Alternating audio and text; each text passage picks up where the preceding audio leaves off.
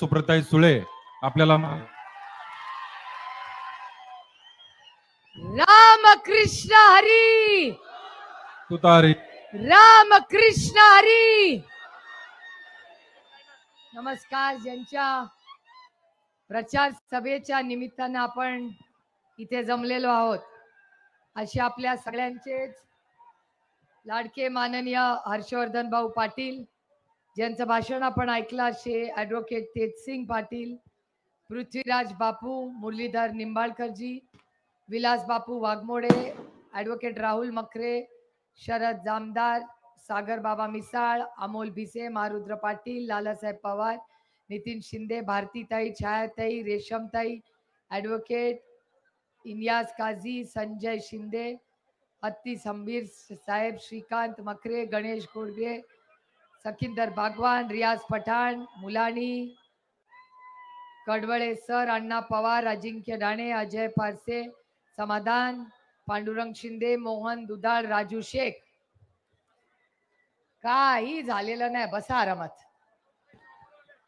Chopper आलंय, साहेबांचं helicopter आलंय.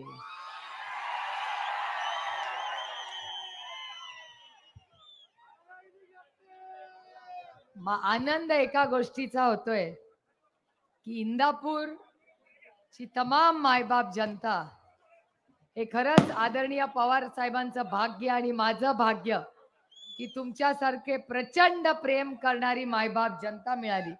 तुम्ही सगळ्यांचे मी लोकसभेला जी साथ दिली त्याच्याबद्दल तुमच्या सगळ्यांच्या समोर मी नतमस्तक.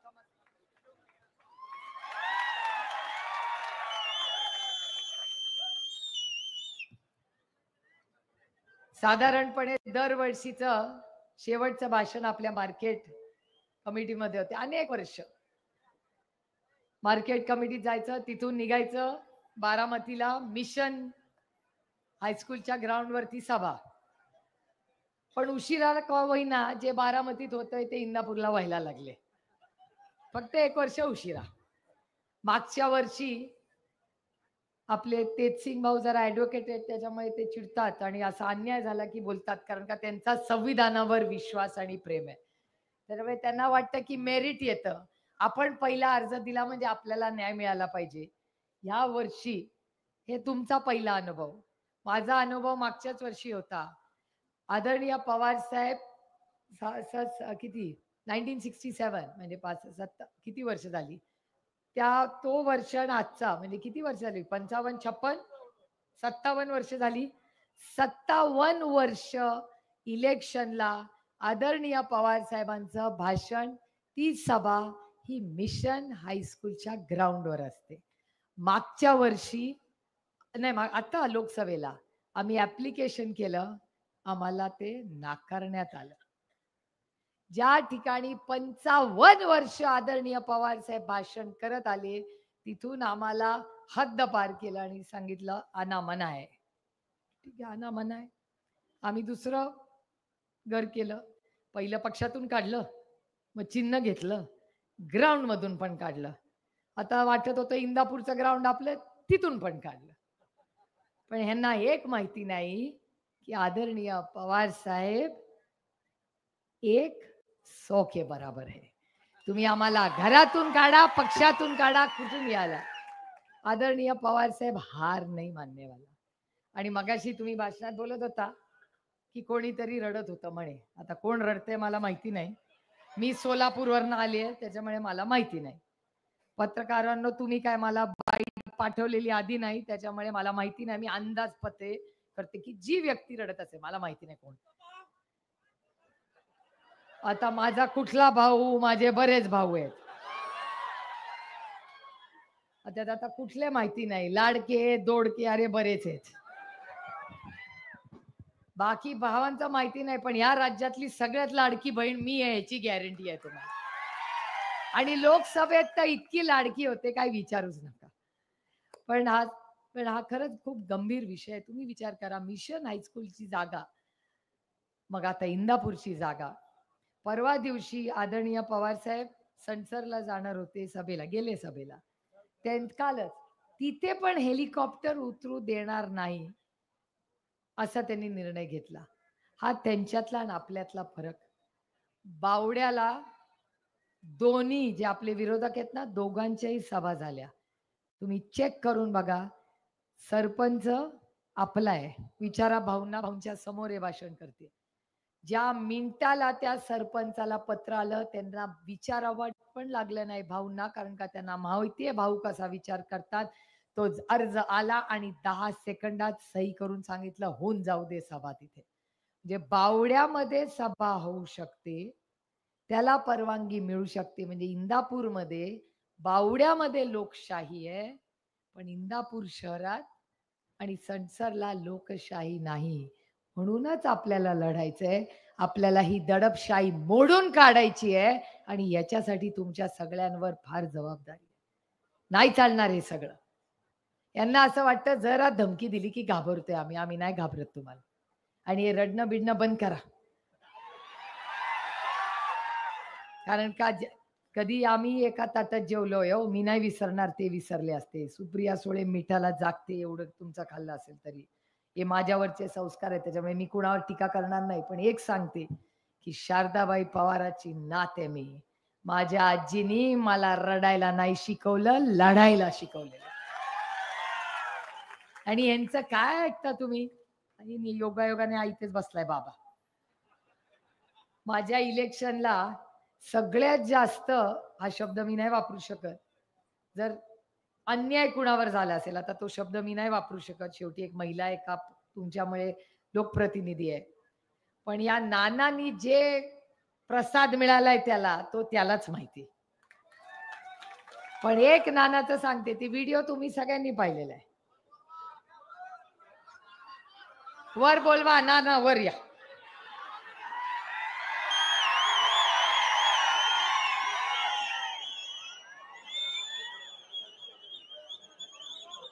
महिलांनो, एकीमेकीला विचारताय काय झालं, माहितीये का काय झालं? तुम्ही व्हिडिओ नाही पाहिला? माझ्याकडे नाही आहे. आहे का?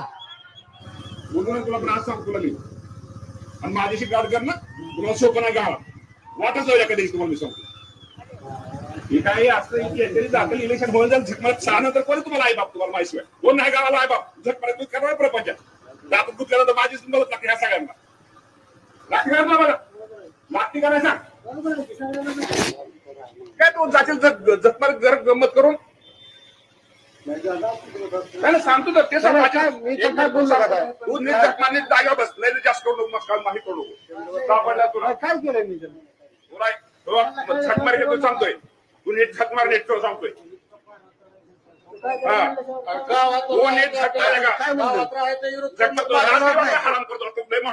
आम्हाला लय विरोध करू नको माझ्या ऐका माहिती घंटा कोणी शरणार तुला आराम कर मला करू नको नीट झकमार तुझ्या आई घाल तिकडे तुला सांगायचं झकमारी तुला इकडे तुला सांगतो माझ्याशी काय ही झकमारे प्रत्येकाचा आता तू तू बरं ना आला का येणार मग जरा पुरतं गाबड बोलणार 40 लोकांना नोकरीची आई मीच दाखवणार बेकारी तो गावात बरोबर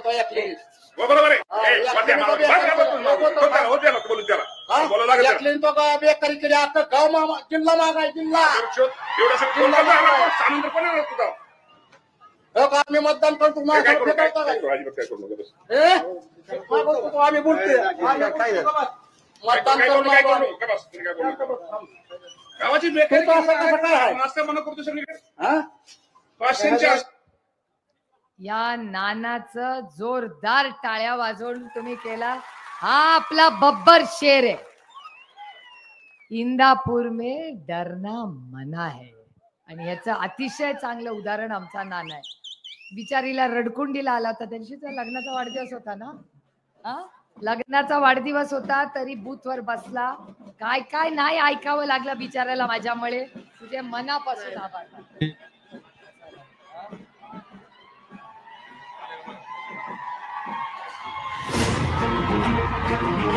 देशाचे माजी कृषी मंत्री आदरणीय शरदचंद्रजी पवार साहेब यांचं आगमन विजय संकल्प सभेच्या निमित्तानं या ठिकाणी झालेलं आहे.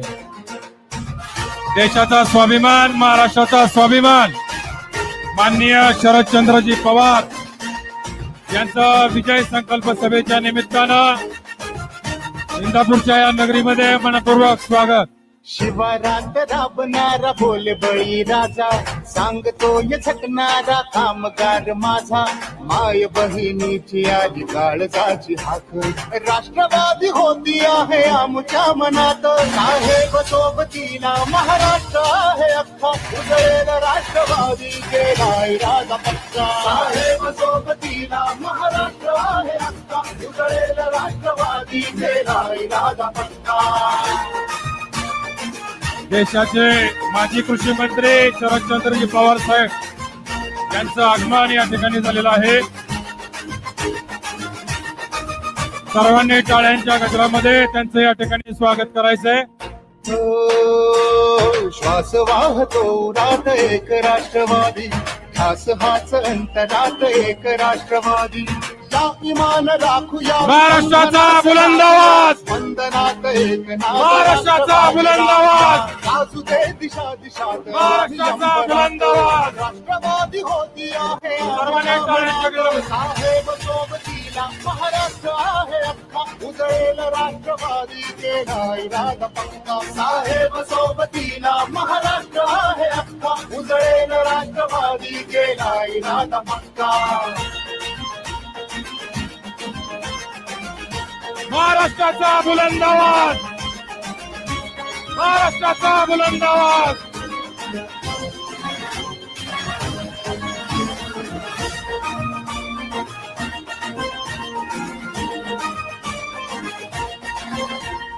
देऊनी नवी उमेद पर्व घडवूया, चालण्या प्रकाश वाट ध्येय साधविला, एक रंग होऊया महाराष्ट्र सजवूया, या विकासाला एकजूट होऊया, ना कधीही सोडूयात साहेबांची साथ, राष्ट्रवादी होती आहे आमच्या मनात, साहेब सोबतीला महाराष्ट्र आहे अख्खा, उजळेल राष्ट्रवादी केलाय राजा पक्का, साहेब सोबतीला सर्वांनी घोषणा द्यायच्यात. महाराष्ट्राचा बुलंद आवाज, महाराष्ट्राचा बुलंद आवाज. सुप्रियाताई सुळे तुम आगे बढ़ो, हर्षवर्धन पाटील साहेब तुम आगे बढ़ो. कोण आला रे, कोण आला, कोण आला रे, कोण आला. मी आता साहेबांच्या सिक्युरिटी वाल्याला विचारलं, साहेब जेवलेत का? साहेब अजून जेवले नाहीयेत, 3:15 वाजलेत. त्याच्यामुळे मी खरं तर आपला फार वेळ घेणार नाही, कारण का पुढे पण एक सभा आहे.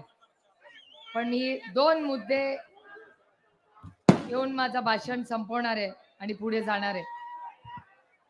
की आज हर्षवर्धन भाऊंची लढाई ही आपल्यासाठी, आपल्या अस्मितेसाठी, महाराष्ट्राच्या स्वाभिमानासाठी अतिशय महत्वाची आहे. आणि एक गोष्ट मला आवर्जून आज इथे सांगायची आहे की महाविकास आघाडीचं सरकार आल्यावर पहिला निर्णय आपण घेणार आहोत की आपल्या अडचणीत आलेल्या प्रत्येक शेतकऱ्याची सरसकट कर्जमाफी आपण करणार आहोत. आणि एक गोष्ट, आज नंतर दुधाचा भाव तो तुम्हाला मिळालाच पाहिजे. ज्याला दुधाला भाव मिळणार नाही त्याच्यासाठी आंदोलनाला तुमची बहीण सुप्रिया सुळे बसेल. मला माहिती आहे तालुक्यात काय चालतं. त्याच्यामुळे आता सगळ्यांनी, आणि एक गोष्ट सांगते की इलेक्शन मध्ये काही लोक असं इकडे तिकडे जातात, काय काळजी करू नका. इलेक्शनच्या मध्ये जितके इकडे तिकडे जातील तेवढी आपली मतं वाढतील. माझा अनुभव आहे. सुरुवातीच्या माझ्या इलेक्शनला पहिला माझा प्रचार केला, नंतर एक दिवस आले गायब, किधर गए, उधर. म्हटलं ठीक आहे, आता शेवटी जिवाळ्याचे लोक आहेत, काय बोलायचं, रामकृष्ण हरी म्हणायचं आणि पुढे जायचं. आणि माझा एक गैरसमज होता की सगळी ताकद ही नेत्यांची असते. माझा इलेक्शनच्या रिझल्ट नंतर मला कळलं की ग्रामपंचायत जिली पारीपत दूध सांगा कुछ नाही. जोपर्यंत ही मायबाप जनता तुमच्या बरोबर आहे, इलेक्शन मध्ये नुसतं यशच आपल्याला मिळेल. त्याच्यामुळे भाऊ तुम्ही काय काळजी करू नका. दुधाच्या भावाचं मी बघते सगळं, काय प्रॉब्लेम नाही. आणि इंदापूरमध्ये आज नंतर दुधाच्या भावाला तुम्हाला आम्ही काहीही कमी पडू देणार नाही, हा शब्द तुम्हाला मी आज इथे देतो. त्याचबरोबर आरक्षणाचा एक महत्वाचा विषय, मराठा, धनगर, लिंगायत, मुस्लिम आणि भटक्या विमुक्त समाजाच्या आरक्षणाचा महत्वाचा प्रश्न आहे. अहो, आमच्या घराच्या बाहेर येऊन धनगर समाजाला आरक्षण देऊ असं देवा भाऊ म्हणले होते ना. 10 वर्ष झाली धनगर समाजाला आरक्षण मिळालं का? आज हे सगळे आहेत ना तिकडे. अहो, रडायचं असेल तर आरक्षणासाठी रडा, कॉन्ट्रॅक्टर साठी कशाला रडताय? आणि काय रेकॉर्डिंग, मी खरं बोलणार नव्हते, अस्वस्थ करणार होतो. माझ्या 3 इलेक्शनला त्यांनी काम केलेलं आहे, ते विसरले असतील तरी मी नाही उपकार विसरत. पण एक गोष्ट अस्वस्थ करणारी होती की कॉन्ट्रॅक्टर कडून पैसे घेईन पण गाडी घेणार नाही. हे शोभतं का? आम्ही स्वाभिमानी मराठी माणसं आहोत ना. तुझी गाडी नको ना तुझा पैसा नको, आम्हाला बिन गड्ड्याचा रस्ता करून दे, इंदापूरला बास आहे आम्हाला. त्याच्यामुळे हे कॉन्ट्रॅक्टर आणि असले आपल्याला उद्योग नको. आणि हे मोडून काढण्यासाठी आपल्याला हर्षवर्धन भाऊंना मोठ्या संख्येने मतदान करून निवडून द्यायचं. आपला 4 नंबरचं बटन आहे, इंदापूर 4, महाराष्ट्र 4, पांडुरंग 4 आणि आपलं बारामती 4. वा वा वा. त्याच्यामुळे रामकृष्ण हरी 4 नंबरला वाजवा तुतारी. आज आपण मोठ्या संख्येने यायला, मला पुढे बारामतीलाही जायचंय. आदरणीय पवार साहेबांना आता मी म्हणीन जरा हेलिकॉप्टर मध्ये तरी जेवा, ते म्हणीत जात, त्यांचं तुम्हाला बघूनच पोट भरलं असेल. पण आज आल्यानंतर जरी आपल्याला आपलं नेहमी हक्काचं ठिकाण नाही मिळालं असेल तरी एक नवीन सुरुवात आपण इथून करतोय. आणि माझा विश्वास आहे की ह्या नवीन सुरुवातीतून इंदापूरचा सर्वांगीण विकास करण्यासाठी आपण आपला आशीर्वाद आणि आपलं पवित्र मत हे हर्षवर्धन भाऊंच्या मागे नक्की उभे राहाल तुम्ही. रामकृष्ण हरी.